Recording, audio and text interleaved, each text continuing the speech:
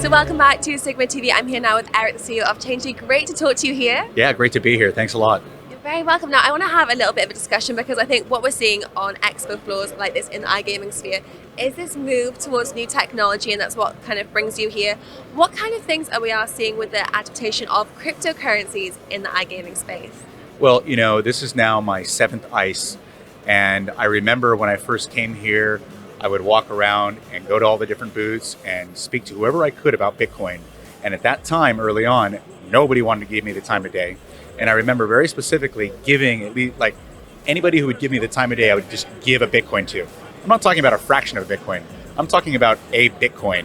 So, walking around now and seeing the adoption, seeing people actually understand what the benefits are, not only around the technology, but also with the actual cryptography and the tokens and everything else, it's, for me, like, amazing to see. And now I have people yelling my name saying, Eric, thank you so much for that Bitcoin. And I mean, I must have given away 30, 40 Bitcoins to all the people in the conference over the years.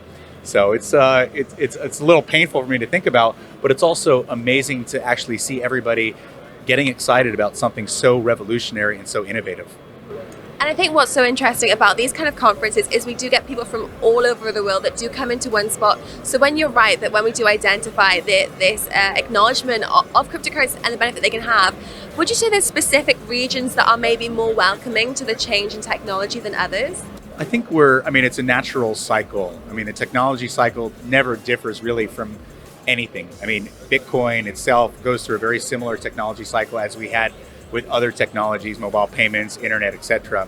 So, yes, the technology is still nascent, but you see a lot more nimble jurisdictions and countries saying, you know what, this is actually beneficial for us because not only is it going to, do better auditing, provide better service, it's also going to cut costs.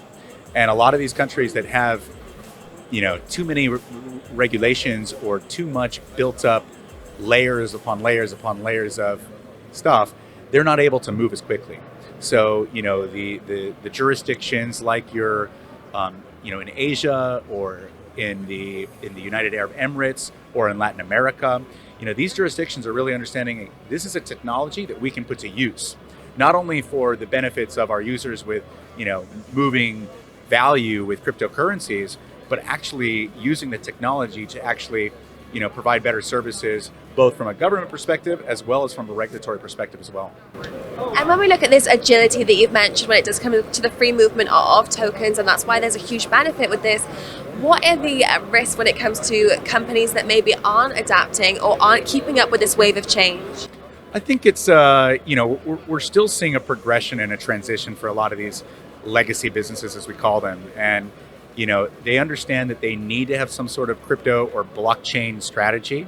But a lot of them are dealing with other bigger issues that prevent them from actually saying, you know what, we want to go down this innovation route, but yet we're dealing with all these other issues. So there is a happy medium, that they need to have. But I think right now it's a slow transition for the kind of bigger operators or the bigger jurisdictions in order to adopt and have that strategy.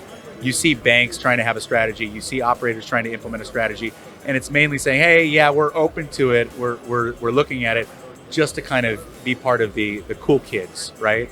Or the innovative crowd.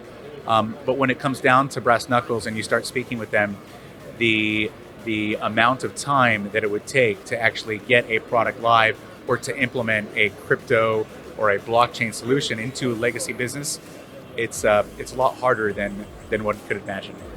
And something that I've noticed, which is interesting, is that if we actually look on LinkedIn and jobs being advertised, there is this surge in blockchain development jobs and also advisors and strategists. So it does seem like organizations are open to understanding more, but might not necessarily know where to start. And it does sound like a huge task at hand. So if there are organizations that are watching that might look to get involved or just inquire or get some more information, what's the best route for them to take?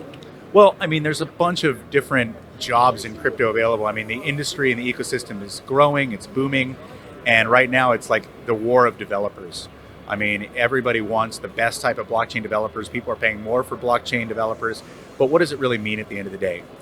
Talent is such a difficult thing to find, And there's a bunch of different areas now that are popping up to actually give these developers and individuals more exposure to connect with these companies. So I think there's some great platforms out there that people can find if you just Google blockchain developers or blockchain jobs.